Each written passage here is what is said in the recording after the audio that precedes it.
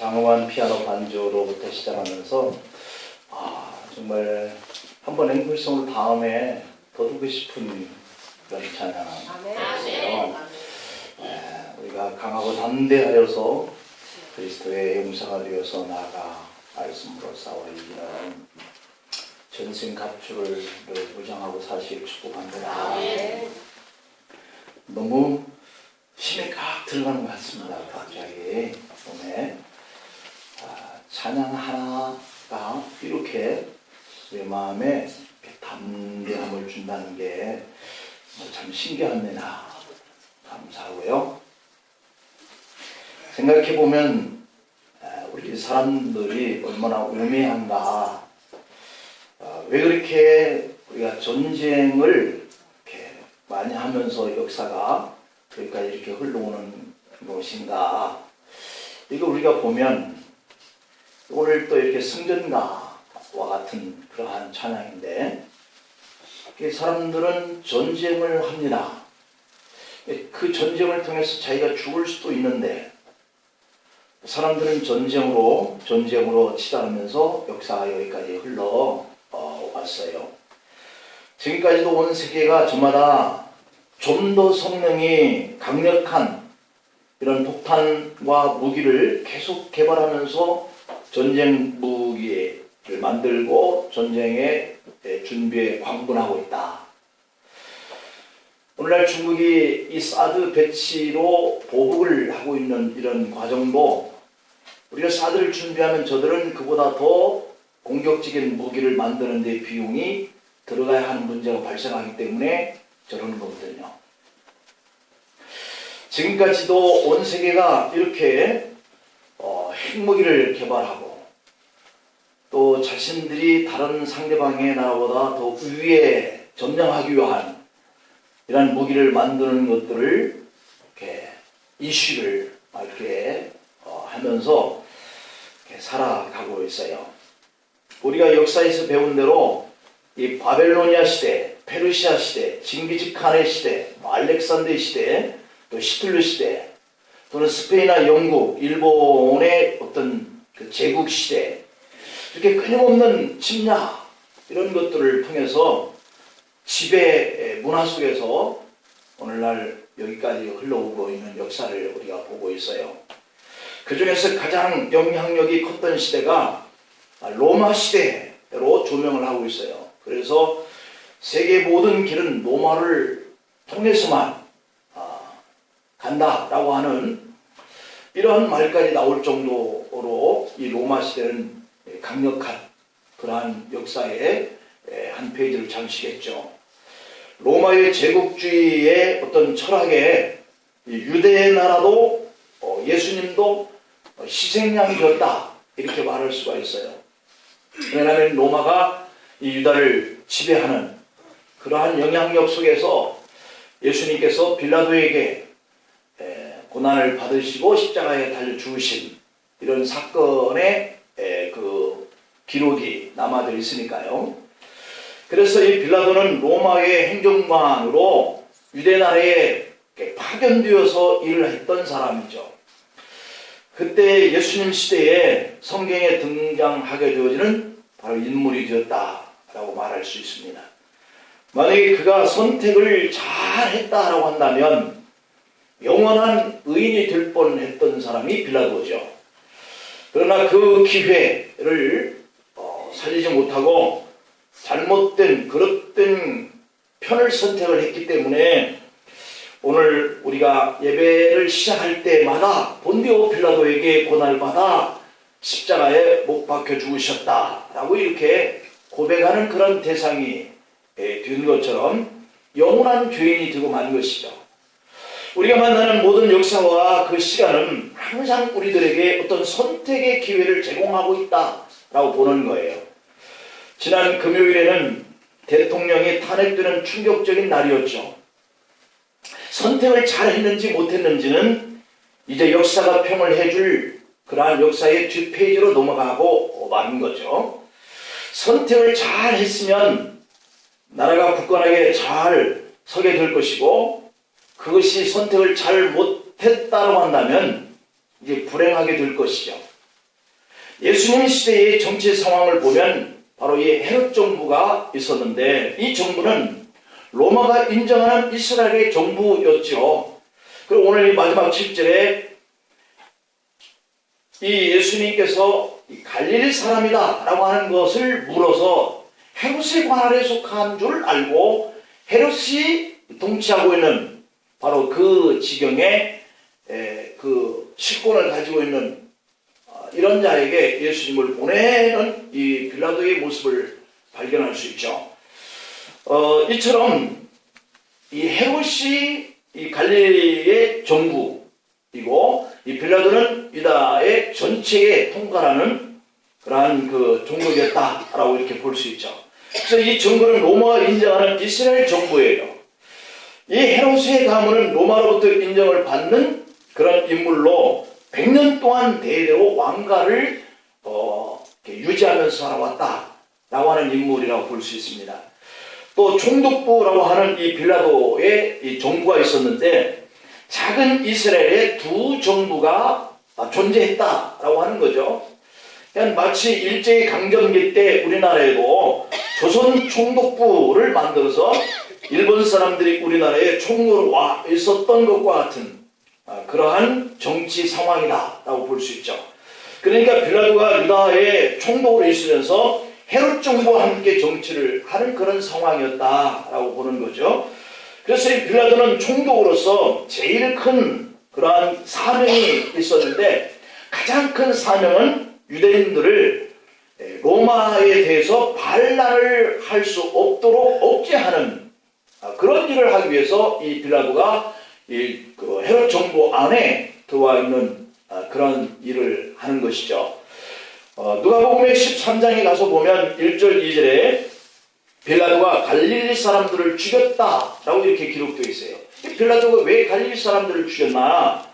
사람들이 데모를 하니까 그것을 억제하기 위해서, 만약에 그것을 억제하지 못하면 이 유대를 잘 관리하지 못한 그 죄로 인해서 이 로마로부터 자기가 그 책임을 묻게 되어지는 이러한 그 책임 소재가 있기 때문에 이 빌라도가 그 당시에 갈릴리 사람들을 몇 사람을 죽였다라고 하는 거죠. 그러니까 몇 사람을 죽이면서까지 진압을 한 결과를 가져온 거죠.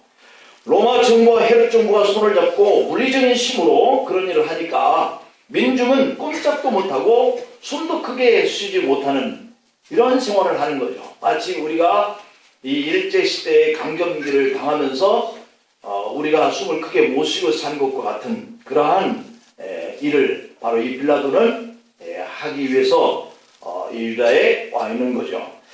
빌라도가 유다 나라의 총독으로 있던 기간이 서기 26년에서 36년, 10년 동안인데 그 10년 동안 총독으로 있었던 거죠.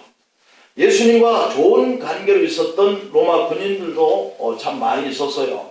마태복음 8장 5절에 보면 예수님이 가버나움에 들어가셨을 때 한 백부장이 예수님께 와서 자기의 하인의 병을 고쳐달라라고 요청을 하면서 주님 앞에 나왔던 이러한 그 로마인, 참 좋은 관계죠. 그런데 그 사람이 그 마태복음 8장의 10절에 보면 예수님께 최고의 칭찬을 받는 대목이 나와요. 내가 진실로 너희에게 이르노니 이스라엘 중 아무에게서도 이만한 믿음을 보지 못할 정도로 이 로마인에게서 그 믿음을 발견했다. 그리고 8장의 마태복음 13절에 보면 가라 네 믿음대로 될지어다 하시니 그 즉시 하인이 났다. 이런 체험을 하게 되는 로마인이었죠. 로마인 백부장의 소원을 현장에서 들어주셨다라고 하는 그런 기사죠. 사도행전에 나오는 이 고넬료라고 하는 사람 역시 로마인이죠. 그도 군인 장교 백부장이었는데 성경 사도행전 10장 1절에 보면 가이사랴에 고넬료라고 하는 사람이 있으니 이달리아의 부대라는 군대의 백부장이다 이렇게 기록되어 있죠. 전 베드로를 만나서 설교를 듣고 온 집안이 세례를 받고 로마인으로서는 최초의 세례자가 되기도 하죠. 로마의 법률 제도는 당시 세계적으로 인정을 받았어요. 그만큼 영향력을 주면서 이렇게 큰 그 어떤 제국의 힘을 발휘했다라고 볼 수 있죠. 로마가 차지한 이 광대한 영토에서 정복한 이런 국가에게 자치권을 행사를 했다는 것이죠. 그래서 유대 나라에서도 로마인 이 빌라도가 총독으로 와 있었지만 헤로당의 자치 정부에게 세금을 징수하는 그러한 권한을 주기도 했습니다. 그래서 삭개오가 여르고 지방의 세리장이 된 것이 성경에 나오고, 마태도 유대인의 세관에 있었다라고 성경에 이렇게 기록을 하고, 그 밖에 어떤 민사적인 문제나 형사적인 문제를 자치적으로 이렇게 통치하도록 인정을 하는 이런 내용이 성경에 나오고 있습니다. 특별히 유대인들이 가장 심각하게 생각하는 이런 신앙의 자유까지도 자치적으로 허용을 해놓았죠. 그래서 회당 건설을 마음대로 하기도 하고, 하나님께 예배드리는 일에 로마가 방해하는 일이 전혀 없게 이런 자치 정부를 인정을 했어요. 그런데 로마가 이렇게 자치권을 부여하면서 신앙적 자유까지도 다 허락을 이렇게 하고 양보를 했지만, 절대적으로 양보할 수 없는 법률이 하나 있었는데 그것은 사람을 죽이는 그러한 문제였어요. 그러니까 로마의 이 빌라도가 그 종독으로서 권한을 부여하지 않는 그 문제는 사람을 죽이는 문제. 그러니까 사람을 사형시키거나 죽이는 그런 통치권은 이 로마에게 있었다라고 볼 수 있죠. 그래서 사형법에 있어서 유대의 나라가 마음대로 행사할 수 없었기 때문에 예수님을 잡았지만 그들이 예수님을 사형시키는 문제 때문에 빌라도에게 왔다라고 하는 사실이 성경에 기록되어 있는 거죠. 국회와 같은 그런 기관이 유대의 국민평의회라고 하는 기관이 있었는데, 이 기관을 형성하는 사람의 수가 71명에서 72명 정도로 구성되어 있는데, 이 이름을 사내들인 의회라고 이렇게 얘기하죠. 오늘날의 우리 국회의원들과 같은 그러한 기관의 종교 어떤 기관이라고 볼 수 있는 거죠. 그래서 예수님의 문제는 바로 이 사내들인 공의에 의해서 취급을 했는데, 그러나 이 자치권들이 얼마든지 이 회의에서 행사를 할 수 있었지만, 그러나 그것은 종교적인 문제에 관계된 그런 범주였고, 이들이 예수님을 사형을 시킬 수 있는 그런 권한은 이 자치권에서 행사할 수 없었던 거죠. 그래서 오늘 본문 1절에 보면 무리가 다 일어나 예수를 빌라도에게 끌고 갔어 라고 이렇게 표현하고 있어요. 예수님의 재판 과정 속에 사형을 언도할 수 있는 권한이 이들에게 없었기 때문에 빌라도의 법정에 왔다 이렇게 말씀하고 있는 거죠. 그리고 6절과 7절에 보면 빌라도가 듣고 그가 갈릴리 사람이냐 물어 헤롯의 관할에 속한 줄을 알고 헤롯에게 보내니 그때 헤롯이 마침 예루살렘에 와 있었다라고 이렇게 기록이 되어 있죠. 그래서 바로 이와 같이 예수님에 대한 그러한 죄성, 이 문제를 찾지 못한 빌라도가 관할자인 헤롯에게 예수님을 보내려고 했다라고 하는 이런 내용이 기록되어 있죠. 23장의 11절 말씀을 보면 헤롯이 그 군인들과 함께 예수를 업신여기며 희롱하고 빛난 옷을 입혀 빌라도에게 도로 보내니 라고 이렇게 기록되어 있어요. 그리고 13절 14절에 보면 빌라도가 대제사장들과 관리들과 백성을 불러 모으고 이르되 너희가 이 사람이 백성을 미혹하는 자라 하여 내게 끌고 왔도다. 보라 내가 너희 앞에서 신문하였으되 너희가 고발하는 일에 대하여 이 사람에게서 죄를 찾지 못하였고 라고 그랬어요. 그러니까 앞부분 속에서 헤롯이 예수님을 희롱하고 빌라도에게 다시 보낸 일이나 또 다시 온 예수님을 바라보고 이 백성들에게 빌라도가 하는 말이 이 사람에게서 죄를 찾지 못하였고 라고 이렇게 기록한 이 점이나 결국 예수님에게서는 사형을 언도할 만한 죄를 발견할 수 없었던 이 헤롯과 빌라도의 모습이었다라고 하는 것을 우리가 알 수 있습니다. 오늘 이 본문 5절 말씀을 보면은 무리가 더욱 강하게 말하되 그가 온 유대에서 가르치고 갈릴리에서부터 시작하여 여기까지 와서 백성을 소동하게 하나이다 이렇게 얘기를 합니다. 그러니까 이 유대 사람들은 예수님에 대해서 죽일 권한이 없다라고 이렇게 소리를 치르는 이런 장면인 거죠. 당신들이 법을 그렇게 만들어 놓지 않았느냐 이렇게 항의하고 있는 대목인 거예요. 빌라도는 어쩔 수 없이 누가복음 23장 16절에서 보면은 그러므로 때려놓게노라 이렇게 얘기를 하고 있죠.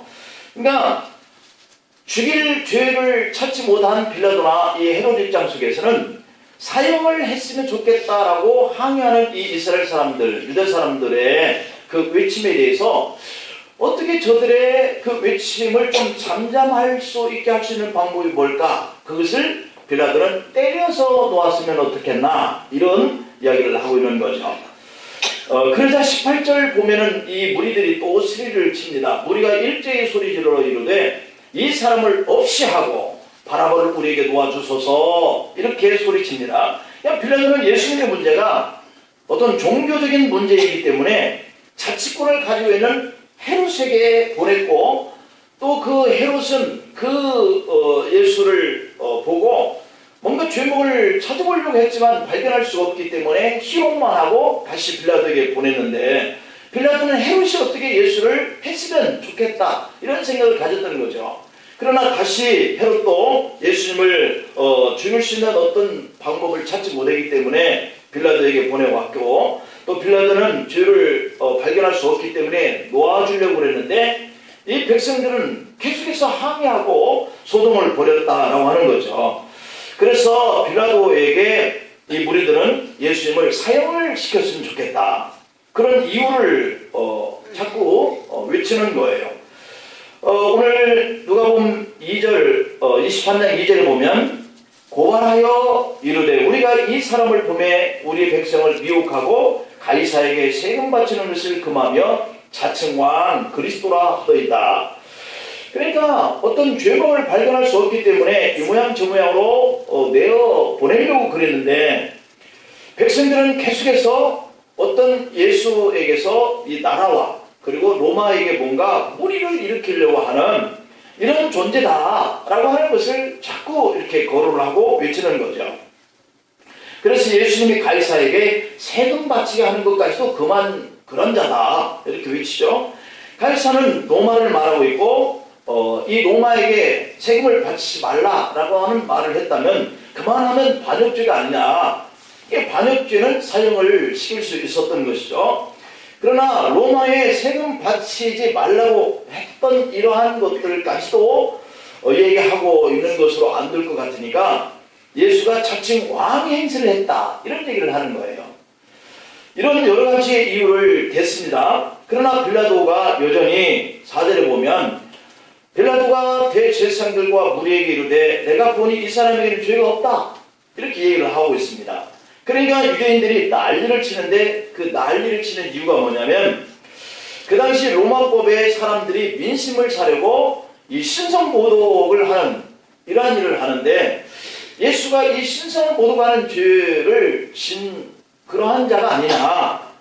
하나님이 있다고 하든지 없다고 하든지 너희들 마음대로 하라 라고 하는 것은 바로 이 로마 사람이 이스라엘 사람들에게 자치적으로 마음껏 종교생활을 하라 라고 하는 것이기 때문에 이 신성모독하는 것은 로마에게는 상관이 없는 일이에요. 그 신이 없다고 하든지 있다고 하든지 그것은 너희들이 알아서 하라 라고 하는 것이 로마인들의 생각인 거죠. 그런데 로마에서 가장 큰 중범죄자로 취급을 하는 대상이 누구냐면 이 내란죄라고 하는 거죠. 그래서 이 예수님께 이 내란죄를 적용을 시키려고 하는 거죠. 그래서 5절에서 무리가 더욱 강하게 온 유대에서 가르치고 갈릴리에서부터 여기까지 와서 백성을 소동하게 하는 존재다. 예수님께 그렇게 말하는 거죠. 예수님은 이렇게 내란하는 이런 소유를 일으킨 죄인이라는 거죠. 그러니까 이쯤 되면 분명히 예수님은 내란죄에 말려든 거죠.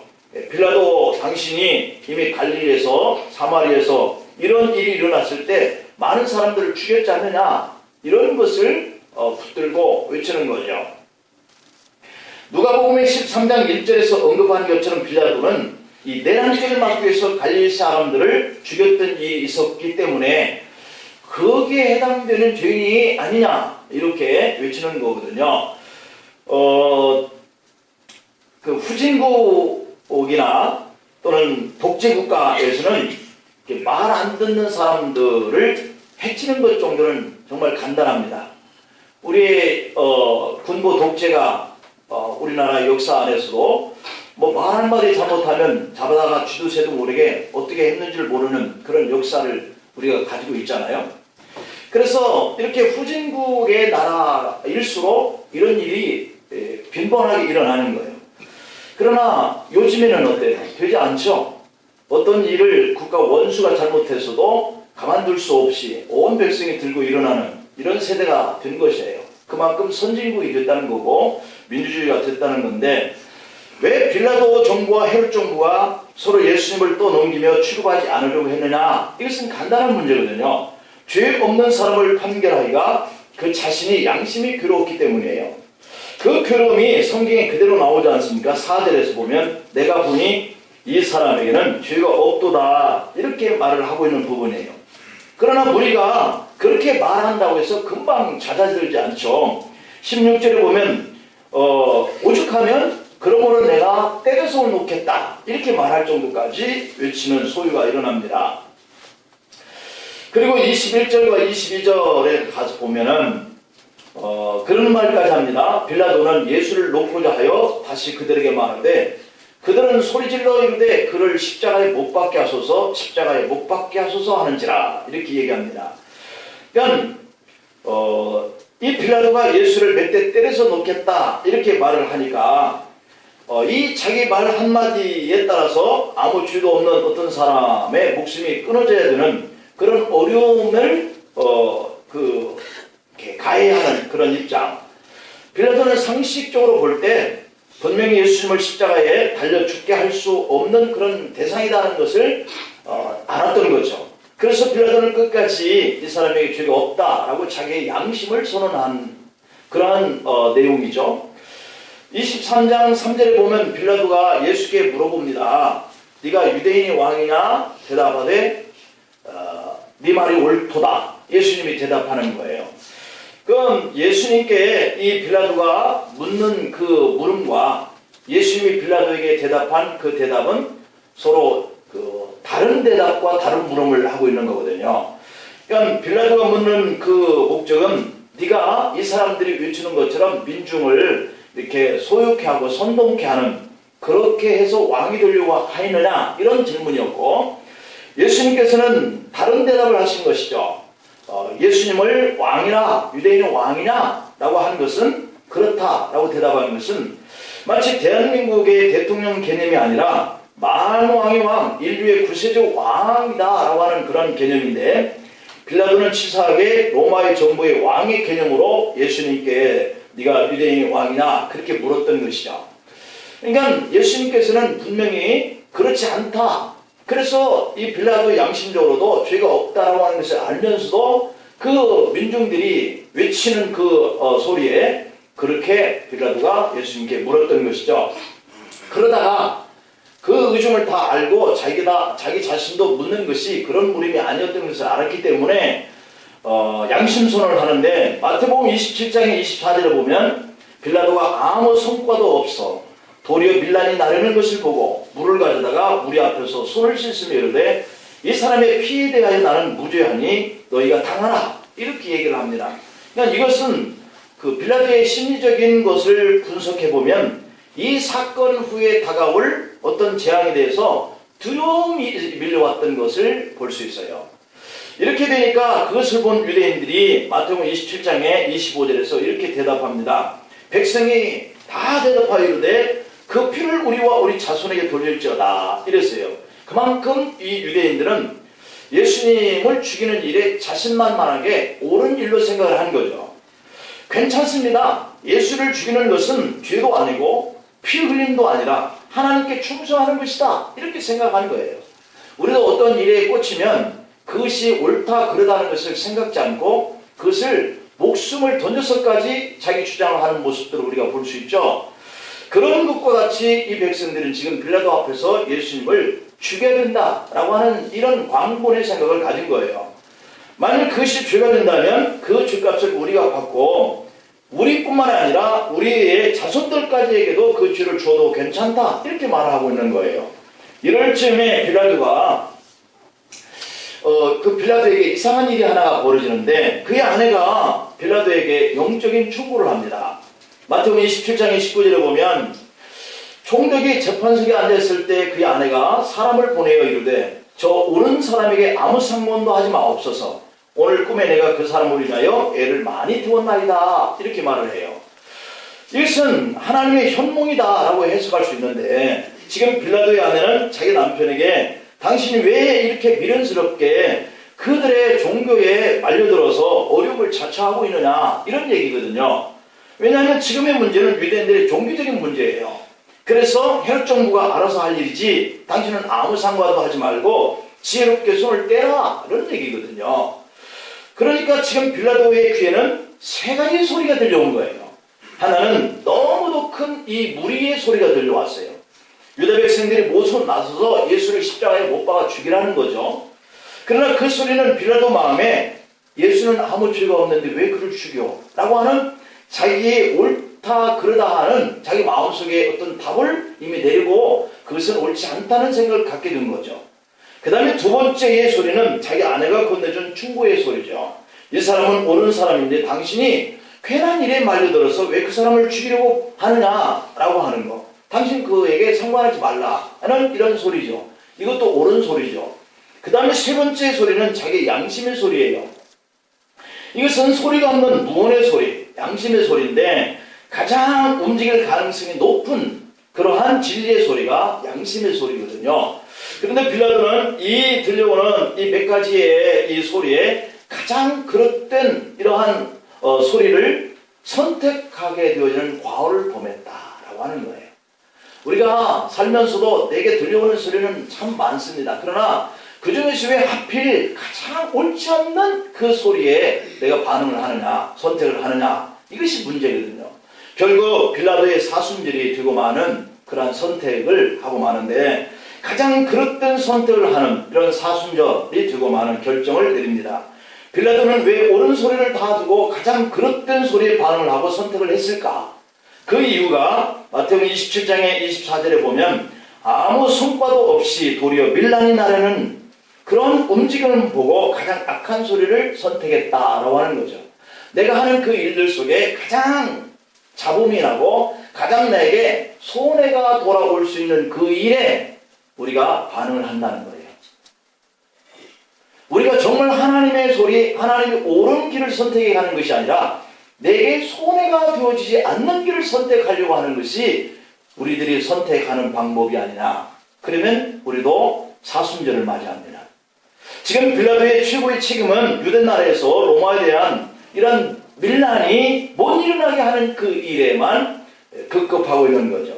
만약 그런 일이 벌어지면 빌라도는 원로원에 소환되어서 총독의 자리에서 물러나야 되기 때문에 이런 일은 자신이 평생 쌓아온 어떤 공적이 물거품과 같이 되는 자기 인생의 최대 위기다, 이런 생각을 가졌기 때문에 그런 선택을 하는 거예요. 그래서 옳은 소리가 들려와도 그것을 무시하고 마태복음 27장의 26절에 보면 그릇된 소리에 굴복당하여 죄 없으신 예수를 사형하라, 십자가에 못 박히게 넘겨주고 말았다 라고 기록되어 있어요. 여기서 보면 빌라도에게 주어진 아주 좋은 기회가 있습니다. 문제가 없이 해결할 수 있는 길이 또 하나 주어졌었는데 바로 그것은 총독에게 주어진 고난이었어요. 그 고난은 마태복음 27장 15절에 보면 명절이 되면 총독만이 행사할 수 있는 죄수 한 사람을 도와줄 수 있는 전례가 있었다. 오늘 이 18절 이하의 무수한 무리들이 빌라도에게 소리치는 것과 같죠. 빌라도가 때려서 놓아주겠다라고 하는 23장의 16절 누가복음에 그 방법을 거부하는 이 무리들이 소리를 지르니까 바라바가 성중에서 일어난 밀란과 살인으로 말미암아 옥에 갇힌 자로라 한 사람 바라바, 이 사람을 데려오라 그러죠. 그리고 이 명절 때에는 누군가가 죄수 한 사람을 풀어주게 할 수 있는 방법을 선택을 하는데 이 죄수인 바라바와 예수라고 하는 사람 둘 중을 한 사람을 백성들에게 선택해서 내보내려고 하는 그런 방법을 사용하려고 했던 것이죠. 근데 비록 군중이 죽이라고 아우성을 치는 이러한 죄인이었던 이런 바라바를 정말로 그를 내보내라 이렇게 하겠느냐, 예수를 내보내라 하겠지, 이런 생각을 가졌던 것이죠. 그래서 총독의 권한을 사용을 하는데 이것도 실패하죠.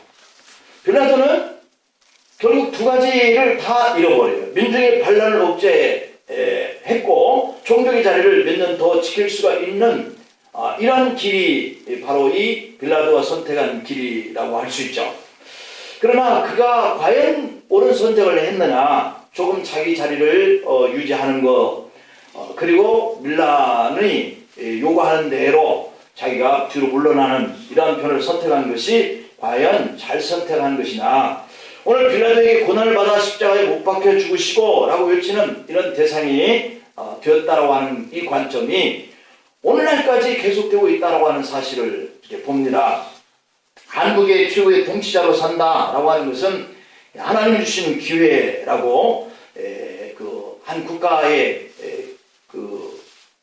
모든 어떤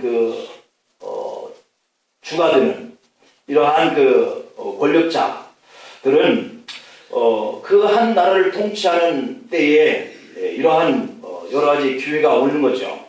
그 기회를 올바르게 선용하고 옳은 일을 위해서 결단하면 그 통치자가 업적이 길이 찬양의 대상이 되지만, 그 기회를 탐욕과 오만과 자기 욕망 채우기 급급하면 결국 추악한 역사의 심판을 받게 되어 있죠. 세종대왕이 언제적인 인물이냐면 그는 1397년 5월 15일에 출생한 인물이죠. 1450년 3월 30일에 세상을 떠나는데 지금 무려 567년 전의 인물인데, 그 인물이 우리 이 나라가 존경하는 인물로 대한민국의 가장 중심거리인 광화문에 앉아있는 거죠. 그러나 반대로 연산군은 1476년에 조선시대의 사람으로 한 시대를 통치했던 인물이지만 악한 자로 오늘날 우리가 그를 떠올릴 때마다 생각을 하게 되는 인물이죠. 빌라도는 영원히 빛나는 하나님이 주신 축복의 기회에 있었는데 서기 26년에서 36년까지 통치를 했지만, 그가 메시아를 만날 수 있는 축복의 자리에 있었지만 그 주어진 기회에 가지고 있는 이 축복의 권한을 올바르게 사용하지 않는 선택을 함으로 인해서 그가 인류의 종말까지 가는 이런 사순절이 그의 행사 속에, 선택 속에 저질러졌다. 만약 그때 빌라도가 자기 권한으로 밀란을 일으키는 민중을 제압을 하고 로마군의 사령부가 있는 안전지대로 바울을 호송하여서 보호했듯이 예수님을 호송해서 보호하고 자기 임기 동안 예수님을 보호하는 일에 몸을 바쳤다라고 한다면 지금 세계는 그에 대해서 새로운 평가를 하고 있을 거예요. 우리들은 빌라도도 아니고 연산구도 아닙니다. 통치자의 자리에 앉아 있지는 않지만 그러나 우리에게도 선택의 기회는 많은 갈등을 가질 만큼